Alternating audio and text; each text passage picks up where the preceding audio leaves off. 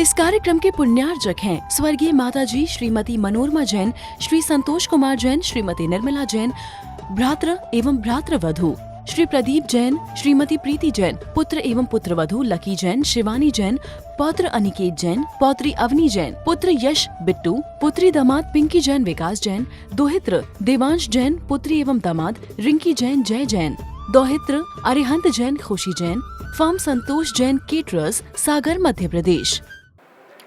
तो जब बिटिया घर में रहती थी तो 1.5 फुट की सांकड़ लगी रहती थी। बिटिया आती है और सांकड़ खोलती है और अपना वो डिब्बा हाथ में लेती है और कहती हैं, डाकिया जी एक छोटी सी गिफ्ट में भी स्वीकार करोगे? अरे बेटा क्या है? कुछ नहीं, इसको यहां मत खोलना, इसको घर जाकर के खोलना। लो लो। डाकिया कहता है, बेटा क्या है इसमें? बापूजी आप घर में खोलेंगे इसे? बोलो बोलो, घर में खोलोगे? हाँ बेटा। और दुलार से उस बिटिया के सिर पर हाथ फेरता है और कहता है, बेटा घर में ही खोलूंगा, तेरा प्यार मुझे जीत चुका है। अब दुनिया में मैं हारूंगा नहीं, क्योंकि मैंने तुझे जीत लिया है। तुझे जीत लिया है। दुनिया में मैं आज तक हारता रहा, मगर आज मैं अपने जीवन में कभी नहीं हारूंगा आज से। और उस डाकिया की आंखें छलछला जाती हैं। बिटिया अपने पिता से कहती है, डाकिया चले जाते हैं। बिटिया कहती है, पिताजी, डाकिया बाबूजी नंगे पैर पूरे गांव में घूमते हैं और कैसी अप्रैल मई की धूप, जमीन में रेत पड़ी होती है, रेत इतनी गर्म होती है पिताजी कि उसमें चने सिक जाएं। बेटा तूने बहुत अच्छा कार्य किया।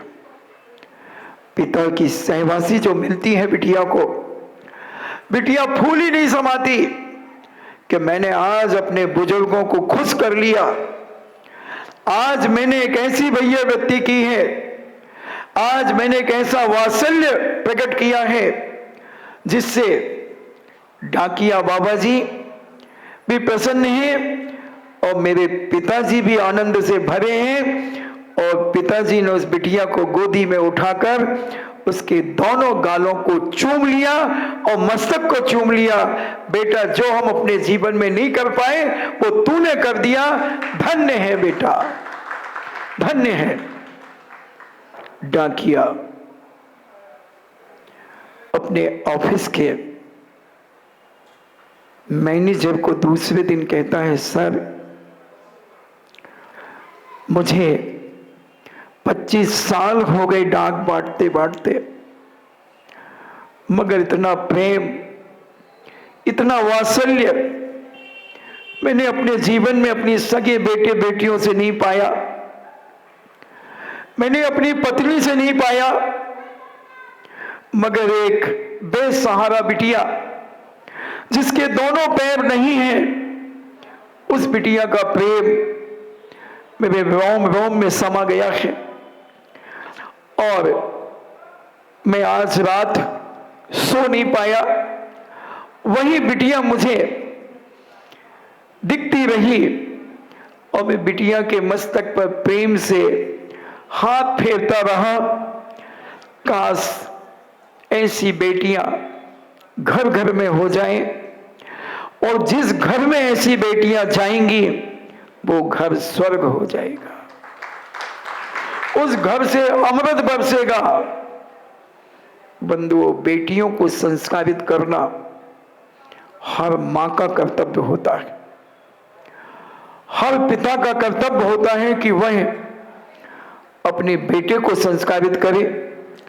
मां का कर्तव्य होता है कि वह अपनी बेटी को संस्कारित करे।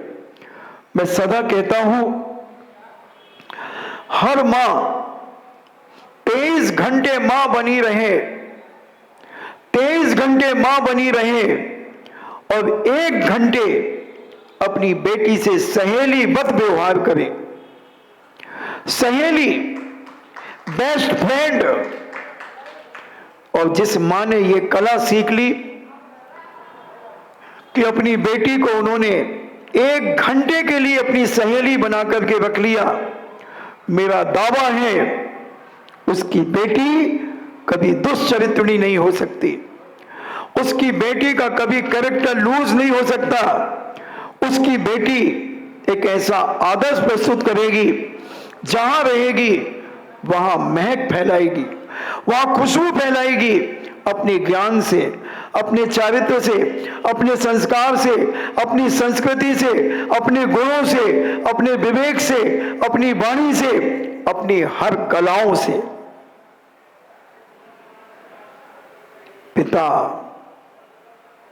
1 घंटे बेटे को मित्र बना करके रखे, क्योंकि मित्र और सहेली 2 ऐसी चीजें हैं कि इनसे कोई बात छुपी नहीं होती है। मित्र से दोस्त की हर बात जानकारी में होती है। सहेली की जो बेस्ट फ्रेंड होती है, और हर व्यक्ति के जीवन में कोई ना कोई एक बेस्ट होता है जो अपने अंदर की बात उसके सामने रख सकता है। कोई भी हो, साधु भी हो सकता है, क्लास फेलो भी हो सकता है, क्लासमेट हो सकता है, कोई अड़ोस पड़ोस की महिला हो सकती है। हर व्यक्ति के पास होता है। जिसके पास नहीं है तो मैं उससे कहना चाहता हूं कि अपना एक ऐसा दोस्त बनाओ, एक ऐसा अपना मित्र बनाओ, एक अपना ऐसा संगी साथी बनाओ कि जो तुम्हें हर गलत काम पर एक थप्पड़ मारने की ताकत रखे, हर गलत काम पर तुम्हें थप्पड़ मारने की ताकत रखे, हर गलत काम पर तुम्हारा कान ऐंठने की ताकत रखे। उसी प्रकार हर पिता अपने बेटे को इतना संस्कारित कर दे। बंधुओं, बस अगर तुमने अपने बेटे और बेटियों को संस्कारित कर दिया, तुमने सब कुछ अपने जीवन में पा लिया, सब कुछ पा लिया। भले तुम साधु बनो और ना बनो, तुम आर्यिका बनो या ना बनो, मगर तुमने एक के जीवन संस्कारित कर दिया और तुमने 500 साल के लिए संस्कारों को जीवित कर दिया। अगर एक घर का व्यक्ति संस्कारित होता है, आने वाला घर संस्कारित होता चला जाता है, होता चला जाता है। संस्कार, संस्कृति भी एक वैया व्यक्ति है, एक वात्सल्य है, एक प्रेम है, एक करुणा है, एक आत्मीय भाव है। हम अपने अंदर जागृत करें। विनोबा का नाम सुना होगा आपने। विनोबा भावे बचपन में जब थे, उनके पिताजी प्रतिदिन विनोबा को डांटा करते थे। एक दिन भी बाकी नहीं जाता था कि विनोबा को डांटना पड़े। अगर वायदा में विनोबा सो गए हैं तो भी पिताजी उठा करके डांटते थे। कोई ना कोई पॉइंट विनोबा के लिए निकाल लेते थे पिताजी, वो डांटते थे। मान लो विनोबा ने दिन भर की कोई शिकायत नहीं थी और शालीनता से बिल्कुल पश्चिम की तरफ पैर करके विनोबा सो रहे थे।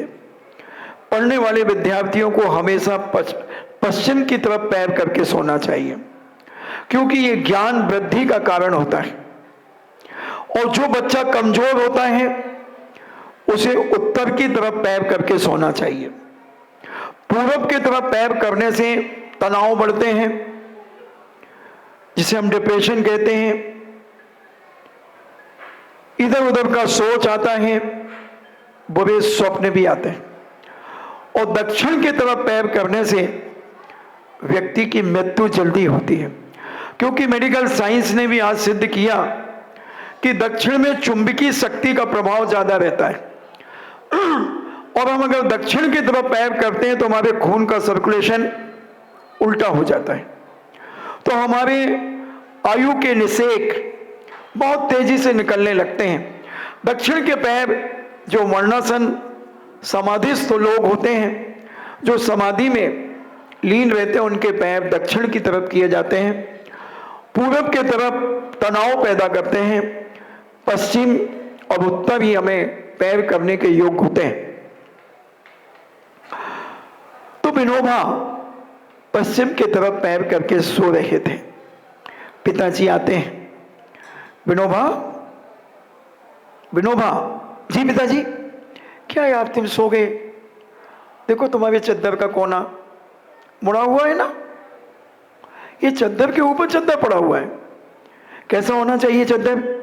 चद्दर के नीचे तक, गद्दे के नीचे छुपा होना चाहिए। जी पिताजी। और विनोबा उठते और उसको चद्दर के नीचे करके हाथों से चद्दर को प्लेन करते और सो जाते।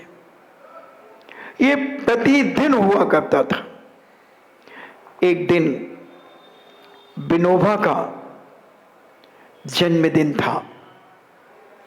विनोबा मित्रों के साथ बड़े धूमधाम से उसकी मां ने विनोबा का जन्मदिन मनाया।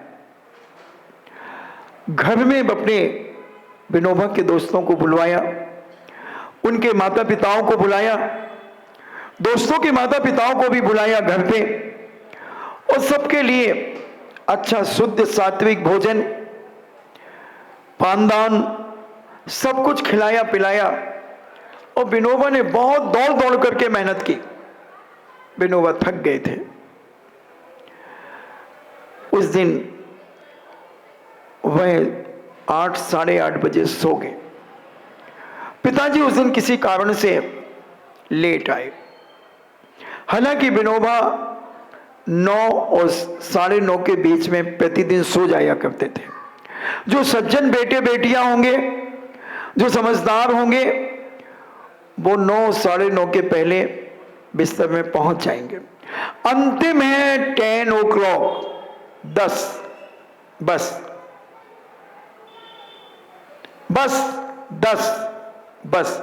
इसके बाद राक्षस जगते हैं, राक्षसनियां जगती हैं, भूतनियां जगती हैं और भूत जागते हैं, निशाचर जागते हैं, दुराचारी जागते हैं, आतंकी जागते हैं, अत्याचारी जागते हैं, चोर डाकू लुटेरे जागते हैं। सज्जन अंतिम 10 o'clock, 10, बस।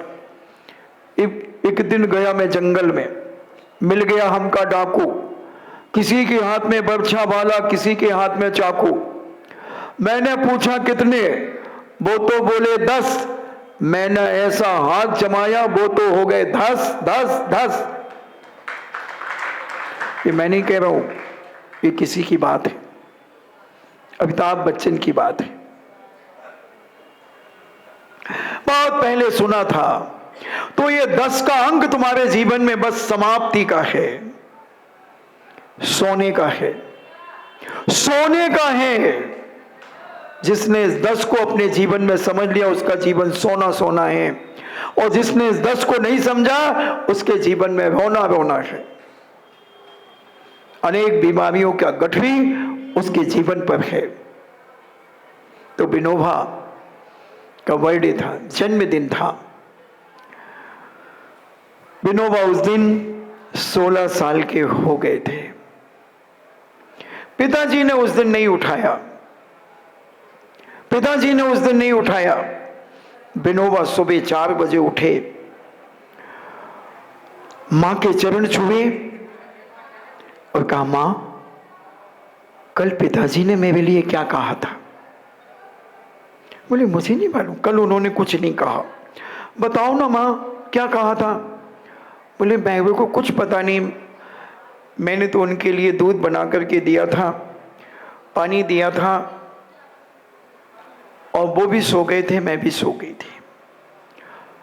तू पूछ ले जा करके। विनोबा बहुत डरते हुए, विनय पूर्वक हाथों को जोड़ते हुए पिताजी के चरण छूते हैं। पिताजी, कल मैं जल्दी सो गया था, आपने कल मुझे क्या कहा था? विनोबा के पिताजी कहते हैं, बेटा विनोबा, अब मैं तुम्हें नहीं डांटूंगा, क्योंकि तुम 16 साल 1 दिन के हो गए हो। अब तुम मेरे मित्र हो, समझना, अब तुम मेरे दोस्त हो। अब सारा दिन भर का तुम मुझे बताओगे और दिन भर की बात मैं तुम्हें बताऊंगा।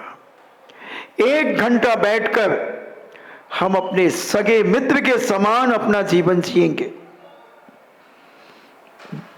विनोबा कहते हैं, पिताजी, क्या पिता भी मित्र हो सकता है? हाँ बेटा, संस्कार, उस संस्कृति को बचाने के लिए हर माता पिता को अपने बेटे बेटियों के बीच मित्रवत व्यवहार करना चाहिए। और जो पिता, जो मां अपनी बेटी से मित्रवत व्यवहार करती है, जो पिता अपने बेटे से मित्रवत व्यवहार करता है, उसके बेटे के हाथ में कभी शराब की बोतल नहीं आएगी, कभी कोई दुराचार का कार उसके दिमाग में नहीं आएगा, क्योंकि वो जानता है मैं किस परिवार का हूं। पिता का जो ओरा होगा, पिता का जो आभा मंडल उस बेटे के ऊपर पड़ेगा, मां का जो ओरा होगा, मां का जो आभा मंडल होगा, मां की जो रेब्स होंगी, जो पिता की रेब्स होंगी, वो सारी की सारी संप्रेषण उस बच्चे के लिए होगा। अब उस बच्चे का जीवन एक अलौकिक होगा। करके देखो बंधुओं, करके देखो। मगर हमें चिंता कहां है अपने बेटे और बेटियों की? कहां चिंता है? हमने तो भेज दिया हॉस्टलों में, हमने तो भेज दिया कोचिंग के लिए। वो क्या कर रहे हैं और क्या नहीं कर रहे हैं, ये तो केवल ही भगवान जानते हैं और वो लड़का और लड़की जानते हैं। क्या हो रहा है, क्या अत्याचार करके दूध का धुला बन करके तुम्हारा लड़का घर आ रहा है, तुम्हारी बेटी गई थी घर से और लड़की बन करके आ रही है। समय आपका हुआ, फिर चर्चा करेंगे। बैया व्यक्ति के तरीके समझने का प्रयास हम अपने जीवन में समझाएंगे और हम भी समझेंगे और तुम भी समझने का प्रयास करना। इन्हीं मंगल भावना के साथ इस कार्यक्रम के पुण्यार्जक थे स्वर्गीय माताजी श्रीमती मनोरमा जैन, श्री संतोष कुमार जैन, श्रीमती निर्मला जैन, भ्रातृ एवं भ्रातृवधू श्री प्रदीप जैन, श्रीमती प्रीति जैन, पुत्र एवं पुत्रवधू लकी जैन, शिवानी जैन, पौत्र अनिकेत जैन, पौत्री अवनी जैन, पुत्र यश बिट्टू, पुत्री दामाद पिंकी जैन विकास जैन, दोहित्र देवांश जैन, पुत्री एवं दामाद रिंकी जैन जय जैन, दोहित्र अरिहंत जैन खुशी जैन, फर्म संतोष जैन केटरर्स, सागर मध्य प्रदेश।